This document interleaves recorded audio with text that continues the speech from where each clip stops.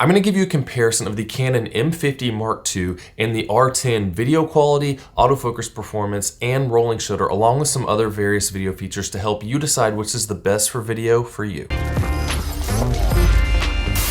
First, we have the low light video image quality, and right off the bat, you can see that the M50 Mark II has a lot more noise than the R10 and is a lot softer than the crisp looking shot of the R10, even with the ISO at 800 on both cameras. And you may notice that right now I'm comparing the M50 in Full HD against the R10 in 4K, which doesn't seem like a fair comparison. But the reason being that when you switch the M50 Mark II to 4K, you end up with a massive crop on the lens, and the result is that you do get an image that's more crisp than when in Full HD, but that's only when it's actually focusing properly on the subject. The autofocus that worked really well in Full HD is pretty much unreliable when in 4K because it's cutting out so many of the pixels used for focusing with that huge crop. So the R10 definitely wins the low light test with much better video quality and autofocus performance. But keep in mind that this is just with me standing near a street light, and even if a camera does well in low light, you still want to add your own lights to low light situations to shape your shots even better and get the best possible quality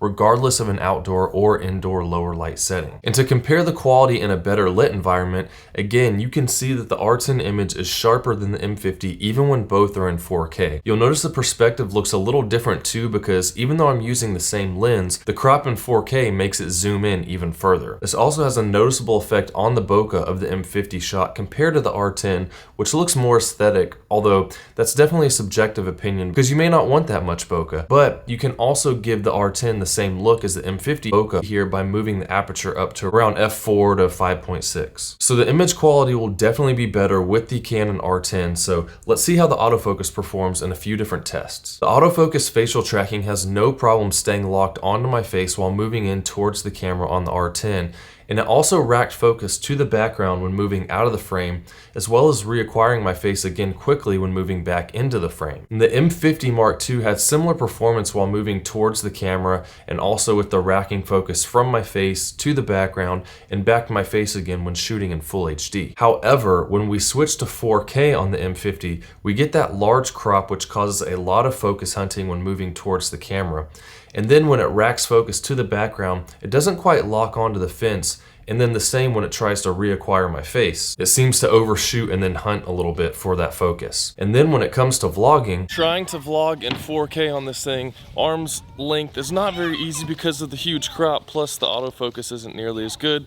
We're going in and out of focus here, but you gotta have really long arms if you want this to work. This is a 22mm lens. And now to compare with the same 22mm lens, but now in Full HD, we've got a much wider field of view and staying in focus a lot better. So if you wanna use Full HD, the camera's not terrible, but if you have 4K, you probably wanna use it. And now to compare, I'm on the R10 with the 24mm, so it is a little bit closer, but it's still wide enough to do this. I'm only arm's length, so something like a GorillaPod would make it work a little bit better, but these nicer lenses that you can get with this camera also have image stabilization, whereas if you use the built-in with this camera or the M50, it's digital, it's gonna punch in a little bit and make it even tighter on you. So that is a nice feature to have with this lens going with this camera, but works well. And we're in 4K, so no crop.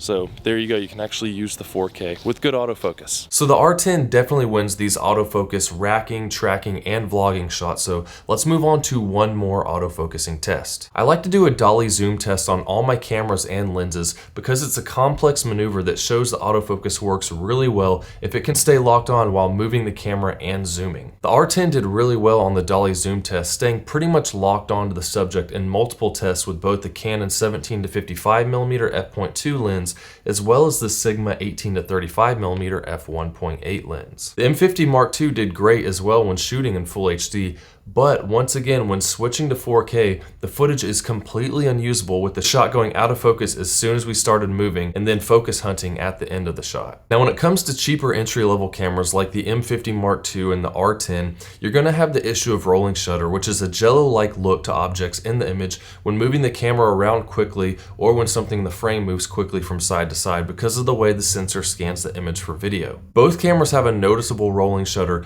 but it's not that bad to the point where you can't use the footage. Plus, if you are aware of the issue and make slower, more deliberate moves, you can still get good panning shots without this being a problem. I just wouldn't plan on doing any whip pans with these types of cameras unless you don't really care about that warped look in your shot. And the Canon M50 Mark II has an EF mount for lenses with a very small selection of not very good lenses, which will require you to use an adapter if you want to use any of Canon's higher quality EF or RF lenses. The M50 Mark II has recently been replaced by the R50, which takes care of the lens mount issues, but I haven't been able to get my hands on one yet, so if you want to see a comparison with that camera, let me know down in the comments. The R10 costs $300 more than the M50 Mark II, but that also provides you with the ability to shoot 4K up to 60 frames per second, whereas the M50 is limited to 24 frames per second. The R10 also doesn't have the 30-minute video recording limit that the M50 and all previous Canon cameras had, so you don't have to worry about your camera stopping on you before your battery or memory card runs out. With all that in mind, I would definitely go with the Canon R10 over the M50 Mark II, just because there are so many limitations on that camera that the R10 improved upon. But if you don't have the money for the camera like that yet, rather than going out and getting something cheap that's going to have a lot of limitations and be really frustrating, just use your camera, your phone camera for now. Download some kind of filmmaking app that gives you more control over all the video features. Get really good with that while you're saving up for a better, higher quality camera to use in the future. But if you have any questions about either of those cameras, just post them down in the comments and I'll try to help you out the best I can there. I have lots of videos on the camera. I have lots of videos on the channel teaching all kinds of filmmaking tips to help you become a better filmmaker really quickly, so you can skip ahead of having to figure everything out yourself and get down to being able to use your camera well. So hit that like button, subscribe if you're new, and I'll see you in the next one.